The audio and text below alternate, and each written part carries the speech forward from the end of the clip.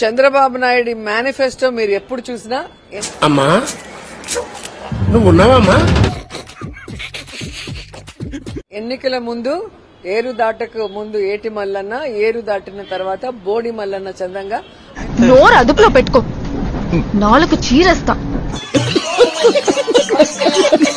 ఆయన అధికారంలోకి వచ్చాక ప్రజల్ని ఎలా మోసం చేస్తాడో మనం ప్రతిసారి ఆయన ముఖ్యమంత్రి అయినప్పుడు చూస్తూనే ఉన్నాం. సారీ. ఈసారి మరింతగా పేర్లైతే చాలా సూపర్ గా పెట్టారు. బాగానే ఉంది శ్రీ శక్తి అని. కానీ శ్రీని దగా చేసే విధంగా ఈరోజు చంద్రబాబు నాయుడు ముందుకు వెళ్తున్నాడు.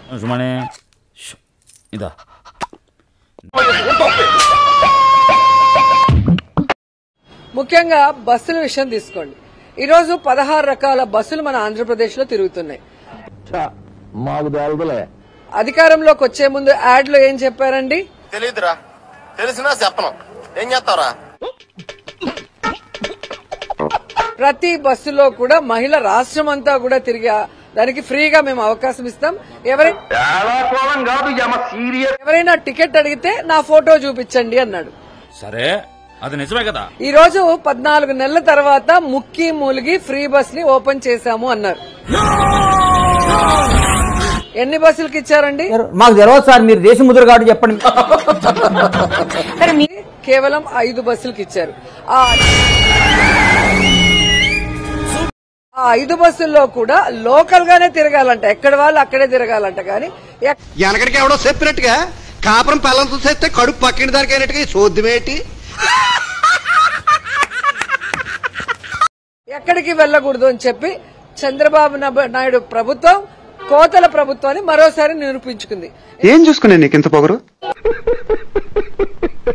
అంటే భగవంతుల పేరు చెప్పి ఓట్లు దండుకొని నీలో నాకు నచ్చేది ఇదేరా, కొంచెం లేట్ అయినా నిజం నీ అంతటి నువ్వే తెలుసుకుంటావు. ఈరోజు భగవంతుల్ని కూడా మోసం చేసే పరిస్థితికి నువ్వు ఇంతకు మించి దిగజారవన్న ప్రతిసారి you prove me wrong. Chandrababu Naidu కూటమి ప్రభుత్వం రావటం చాలా దురదృష్టకరం. ప్రతి బస్సులో మహిళ రాష్ట్రం అంతా ఎక్కడికి కావాలన్నా ఫ్రీగా వెళ్లొచ్చు అని ఆయన ఏం చెప్పారో విన్నారుగా చెప్పిన చంద్రబాబు నాయుడు మరి ఇప్పుడు ఏం సమాధానం చెప్తారని నేను అడుగుతున్నాను. చెప్పు చెప్పవే, నేను వింటాను కదా. ఓ చెప్పే. మహిళల్ని మోసం చేయటమే పనిగా పెట్టుకున్నాడు చంద్రబాబు నాయుడు కూటమి ప్రభుత్వం. నీ మట్టగారు తెలివితేటలో నా కాడు చూపించుకో. పనికి మాలిన విషయాలకి నేనున్నాను అంటూ ముందరి కొట్టలాగా వచ్చే పవన్ కళ్యాణ్ ఈశ్వరుడు నోరిచ్చాడు కదా అని చెప్పి ఇష్టం వచ్చినట్టు వాగేయడమే. కూటమి ప్రభుత్వంలో డిప్యూటీ సీఎం గా ఉండి ఎందుకు ప్రశ్నించడం లేదు, ఎందుకు నిలదీయటం లేదు? సినిమా టికెట్లు అనేది అభిమానులు నాకు అర్థం కాల. ఎన్టీఆర్, పెద్ద ఎన్టీఆర్, చిన్న ఎన్టీఆర్ అభిమానులు అందరూ కూడా చిన్న ఎన్టీఆర్ సినిమా చూస్తారు. ఎంత కాకబట్టినా ఇక్కడ పడేవాళ్ళు రే. వీళ్ళు చిన్న ఎన్టీఆర్ సినిమా నేను ఆపేస్తాను అంటే ఎవరు చెప్పారు? ఎవరో చెప్తాను నమ్ముతా నేను. వాళ్లే చెప్పారు. కర్మరా బాబు. సూర్యుడిని అరచేత్తో ఆపుతాము అన్నంత హాస్యాస్పదంగా ఉంది సినిమా. తగ్గించుకుంటే మంచిది. సినిమా బాగుంటే ఎవరు ఏం చేయలేరు, బాగాలేనప్పుడు ఎవరు ఆడించలేరు. అది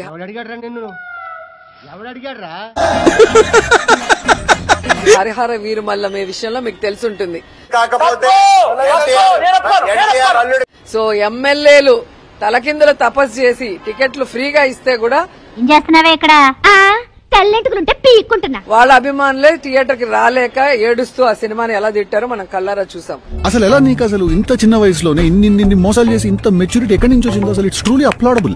సో ఇప్పటికైనా వాళ్ళు తెలుసుకోవాల్సింది రాజకీయం రాజకీయం లాగా చేయండి. ముందు నువ్వు పూర్తిగా నిక్కచ్చిగాడు. సినిమా వాళ్ళు చూసుకుంటారు. కామెడీ చేస్తున్నావా? సినిమా ఫంక్షన్ లో ఎక్కి జగన్మోహన్ రెడ్డి గారిని తిట్టడము. ఇప్పుడు చూడండి, నలుగురిలో ఎదవలమైపోయాం. కాబట్టి సినిమాని రాజకీయాన్ని మిక్స్ చేయొద్దండి. అబ్బో ఇన్నారంటరా, అక్కగారు ఆర్డర్ వేశారు మనకి. జూనియర్ ఎన్టీఆర్ రాజకీయాల్లో లేరు. ఆయన పర్ఫార్మెన్స్ కి అవార్డ్స్ వస్తున్నాయి. ఇంటర్నేషనల్ లెవెల్లో మనం కళ్ళారా చూస్తున్నాం. చూసాను చూడటం కాదండి, మీరు చెయ్యాలంతే.